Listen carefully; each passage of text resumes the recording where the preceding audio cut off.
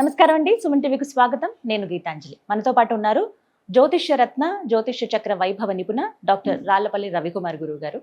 మే నెలలో ద్వాదశ రాశుల జాతక ఫలితాలు ఏ విధంగా ఉన్నాయో గురువుగారి మాటలో విని తెలుసుకుందాం. ప్రతి నెల వారు ఇచ్చేటువంటి ఫలితాలు విని చాలా మంది ముందు జాగ్రత్త పడుతున్నారు. ఖచ్చితంగా జాతకాల గురించి చెప్తే భయపెట్టడం అని అనుకుంటారు, కానీ ఇది ఒక హెచ్చరిక. జాగ్రత్త పడడానికి కొన్ని సూచనలు అనేవి చాలా బాగా ఉపయోగపడతాయండి.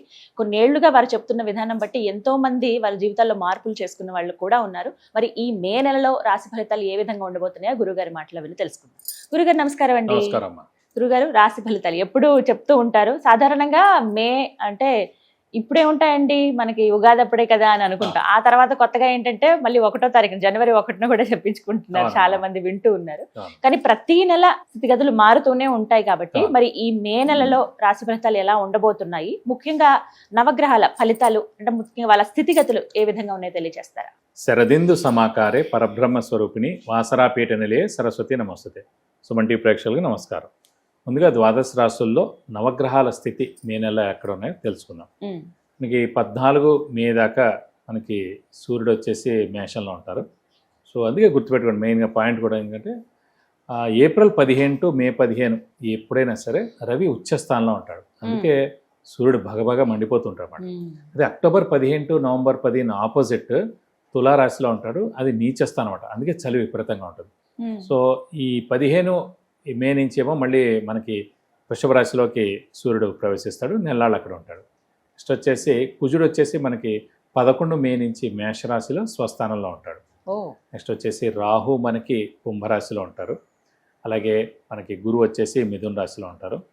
శని వచ్చేసి మనకి మీన రాశిలో ఉన్నారు. కేతు వచ్చేసి మనకి సింహరాశిలో ఉన్నారు. శుక్రుడు వచ్చేసి మనకి 14 మే నుంచి మిథున రాశిలోకి ప్రవేశిస్తున్నాడు. సో బుధుడు కూడా అంతే, 14 మే నుంచి మిథున రాశిలోకి స్వస్థానంలోకి ప్రవేశిస్తున్నమాట. సో ఇవ్వండి నవగ్రహాలు ద్వాదశ రాశుల్లో మే నెలలో ఈ స్థితి, ఈ గ్రహాలన్నీ కూడా ఈ ప్లేసెస్లో ఉంటాయని చెప్పుకోవచ్చు. గురుగారు, కర్కాటక రాశి వారికి ఈ మే మాసంలో జాతకాలు ఎలా ఉంటాయి, అసలు వాళ్ళ ఫలితం ఏమిటి? తప్పకుండా. కర్కాటక రాశి అనగానే మనకి పునర్వసు 4వ పదం, పుష్యమి 1, 2, 3, 4 పాదాలు, ఆశ్లేష 1, 2, 3, 4 పాదాలు. ఈ నక్షత్రాల సమంతా మనకి కర్కాటక రాశిలోకి వస్తుంది. కర్కాటక రాశి అనగానే మనకి చంద్రుడు స్వస్థానంలో ఉంటాడు. ఇందాక వృషభ రాశిలో చంద్రుడు ఉచ్చలో ఉన్నాడు, ఇప్పుడేమో కర్కాటక రాశిలో స్వస్థానంలో ఉన్నాడు. సేమ్ ఇక్కడ కూడా అంతే, చంద్రుడు మాతృకారకుడు, అలాగే మనసు బుద్ధి కారకుడు అన్నమాట. సో వీళ్ళకి కూడా తల్లి అంటే ప్రాణం ఉంటుంది. తల్లి యొక్క బ్లెస్సింగ్స్ 100% పరిపూర్ణంగా లైఫ్ లాంగ్ ఉంటుంది అన్నమాట. సో అందుకే ఇంకోటి అంటే ప్రతి గ్రహానికి శత్రువు ఉన్నాడు, కానీ ఈ కర్కాటక రాశి అధిపతి అయిన చంద్రుడి మటుకు ఎవరు శత్రువులు లేరు. సో అలాంటి రాశి అనమాట కర్కాటక. అంటే వాళ్ళు ఎంతసేపు హెల్పింగ్ నేచర్ ఉండడం. సో మెయిన్గా రాములు వాడతండి, పునర్వసు 4వ పాదం రాములు వాడు. ఆయన కర్కాటక రాశి, లగ్నం కూడా కర్కాటక లగ్నం. సో ఆయన యొక్క ఇది ఖచ్చితంగా దాని మీద ఇంపాక్ట్ ఉంటుంది. ఇప్పుడు వృషభ రాశి మీద మనకి మెయిన్ రోహిణి నక్షత్రం మీద కృష్ణుడు ఎలా ఉందో అలాగా.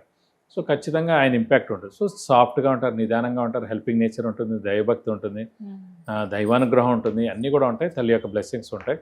ఈ రాశి వారికి ఏంటంటే ప్రస్తుతం భాగ్యస్థానంలో మెయిన్గా శని ఉండడం. సో అది మిశ్రమ ఫలితాలు ఇస్తాడు. ఇంకా 3, 6, 11 స్థానాల్లో రాహు కానీ కేతు కానీ శని కానీ ఉంటే బెస్ట్ ఫలితాలు ఇస్తారండి. ఇదే రూల్. గురువు మటుకు 2, 5, 7, 9, 11 స్థానాల్లో ఉంటే బెస్ట్ రిజల్ట్ ఇస్తారు. మనం ఏంటంటే ఈ ఫలితాలు చెప్పుకునేప్పుడు మాస ఫలితాలు అయినా కూడా మెయిన్ ప్లానెట్స్ రాహు కేతు గురు శనివే చూసుకోవాలండి. ఏడాది మొత్తం కూడా వాళ్ళు అక్కడే ఉంటారు కాబట్టి.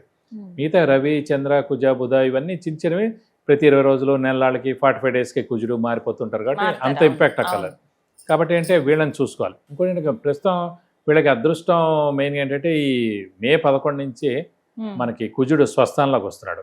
సో ప్రస్తుతం ఏంటంటే కొంచెం గురుబలం తక్కువగా ఉన్న వ్యయ స్థానంలో మనకి రాహు బలం, ఎందుకంటే అష్టమంలో ఉన్నాడు. అష్టమ స్థానం ఏంటి మెయిన్గా ఆయుష్ స్థానం, యాక్సిడెంట్ స్థానం.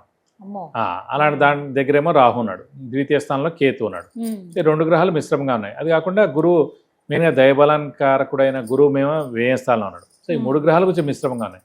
కానీ అదృష్టకారక మటుకు ప్రస్తుతం గోచారీత్యా మే 11 నుంచి మనకి 45 డేస్ మేషరాశిలో స్వస్థానంలో ఉంటాడు. సో అదృష్టం అనేది మటుకు పరిపూర్ణంగా 100% ఉంటుంది. సో ఈ అదృష్టంతో ఈ 45 డేస్ మనం కొట్టుకురావచ్చు కొంచెం. అలాగే ఈ అదృష్టం అంటే మెయిన్గా ఎప్పుడైతే అదృష్టకారకుడు, యోగకారకుడు, లక్ ఫేవర్ చేసే గ్రహం బాగుంటాడో దానివల్ల ఆరోగ్యం బాగుంటుందండి. సో అలాగే అదృష్టం కలిసి వస్తుంది, ఉమ్, ధనం కూడా కలిసి వస్తుంది. ఓ, సో ధనం బాగుంటుంది, అదృష్టం కలిసి వస్తుంది, ఉమ్, మనకి ఆరోగ్యం కూడా బాగుంటుందని చెప్పుకోవచ్చు. ఉమ్, మనకి మెయిన్గా ఏంటంటే ఈ అష్టమ స్థానంలో రాహు ఉండడం చేతే ఇది ఏమైనా కొంచెం ప్రాబ్లం అయ్యే కొంచెం ఛాన్స్ ప్రాబ్లం అంటే మెయిన్గా యాక్సిడెంట్స్ జరిగేందుకు అవకాశం అనమాట, అంటే ప్రమాదాలు జరిగేందుకు అవకాశం. ఉమ్, అంటే మన వెహికల్ ఎవరికి ఇచ్చినా కూడా మన పేరు దాని మీద ఉంటుంది కాబట్టి దానికి యాక్సిడెంట్ జరగచ్చు. ఓకే. మనం మటుకు వెహికల్ డ్రైవింగ్ చాలా జాగ్రత్తగా చేయాలి, స్లోగా చేయాలి. ఎందుకంటే డిసెంబర్ 5 దాకా ఉంది ఇది. ఒకసారి డిసెంబర్ 5 అయిపోయింది అనుకోండి, ఓ, మళ్ళీ 18 ఏళ్ల దాకా రాహు ఆ ప్లేస్లోకి అయితే రాడు. ఉమ్, సో 18 ఇయర్స్కి ఒక్కసారే మనకి రాహు అనేవాడు అలా. మన రాశి నుంచి 8th హౌస్లోకి వస్తాడు. ఉమ్, సో కాబట్టి ఏంటంటే అష్టమ స్థానంలో రాహు ఉండడం చేత మనం వెహికల్ డ్రైవింగ్ జాగ్రత్తగా చేయాలి. అదొక్కటి ముఖ్యంగా అదే Main అడుగుదాం అనుకున్నా, అంటే ప్రమాదాలకి ఏమైనా అవకాశం మెయిన్ ప్రమాదం ఉందా? మటుకు అదే ఉందండి. సో మనం మెల్లగా నడితే చాలు. ఉమ్, హైవేస్ అవి జాగ్రత్తలు వెళ్తుంటే తీసుకోవాలి. మటుకు మనం యాక్టివ్గా అలర్ట్గా ఉండడం, లేదంటే ఒక డ్రైవర్ని పెట్టుకోవడం, అది ఇంకా సేఫ్ సైడ్. ఉమ్, రాహు మెయిన్ కుజుడు ఈ రెండు కలయికే యాక్సిడెంట్స్ అనమాట. ఉమ్, స్థానం వచ్చేసి 8th హౌస్, ఉమ్, వాళ్ళిద్దరు కలిసి లేకపోయినా స్థానం మటుకు అష్టమ Place స్థానం అయితే అయ్యి కాబట్టి అక్కడ రాహు ఉన్నాడు కాబట్టి కొంచెం జాగ్రత్తగా నడపాలి. బట్ అంటే ఆర్థికంగా వెళ్ళి ఇంకేమైనా బాగానే ఉంటుంది ఆర్థికంగా ఏంటంటే ప్రస్తుతం మనకి ఈ అదృష్టకారకుడు యోగకారకుడు మరి మనకి స్వస్థానంలో వచ్చాడు కాబట్టి ఈ 45 రోజులు అంటే మే 11 నుంచి ఒక 45 రోజుల దాకా జూన్ 30 దాకా ఆర్థికంగా బాగానే ఉంటుందని చెప్పుకోవచ్చు అండి. ఒరిజినల్ గ్రహం అయిన గురువు మటుకు వ్యయ స్థానంలో ఉన్నాడు, అది ఖర్చు స్థానంలో ఉన్నాడు. సో ఇందాక మనం మేషరాశికి ఏం చెప్పుకున్నాం, వ్యయ స్థానంలో శని ఉన్నాడు, ఖర్చులు ఎక్కువ ఉంటాయి. కానీ అది పాపగ్రహం కాబట్టి అనవసరమైన ఖర్చులు ఉంటాయి. ఇక్కడ వ్యయ స్థానంలో గురువు ఉన్నాడు కాబట్టి గురువు శుభుడు కాబట్టి మంచి ఖర్చులు ఎక్కువగా ఉంటాయి అన్నమాట. సో ఎవరికైనా దానం చేయడం, ధర్మం చేయడం, తర్వాత తమ్ముడు కూతురు పెళ్లి కుదిరింది అనమాట, దానికి వచ్చే డబ్బులు ఇవ్వడం, సో దైవ కార్యక్రమాల్లో పాల్గొనడం, ఇవన్నీ కూడా చేయడం ద్వారా కొంచెం ఖర్చు ఉంటాయి. సో ఇవన్నీ శుభ ఖర్చులు, మంచి ఖర్చులు కాబట్టి దీంతో ఏం ప్రాబ్లం ఉండదు, అది మనకి బ్లెస్సింగ్స్ అండి. మంచిగానే చూడాలి. మరి ఏమైనా పరిహారం తెలియచేయండి గురుగారు. పరిహారాలు మటుకు మెయిన్గా ఏంటంటే వీళ్ళకి అష్టమ స్థానంలో రాహునందుకు మెయిన్గా అమ్మవారిని, సుబ్రహ్మణ్య స్వామిని ఎక్కువగా ఆరాధిస్తే మంచిదండి. ప్రతిరోజు ఏదైనా అమ్మవారిని, మెయిన్గా దుర్గాదేవి అయితే బెస్ట్. సో దుర్గాదేవి అష్టోత్తరం చదువుకోవడం, అలాగే సుబ్రహ్మణ్య స్వామి అష్టోత్తరం చదువుకుంటే మంచిది.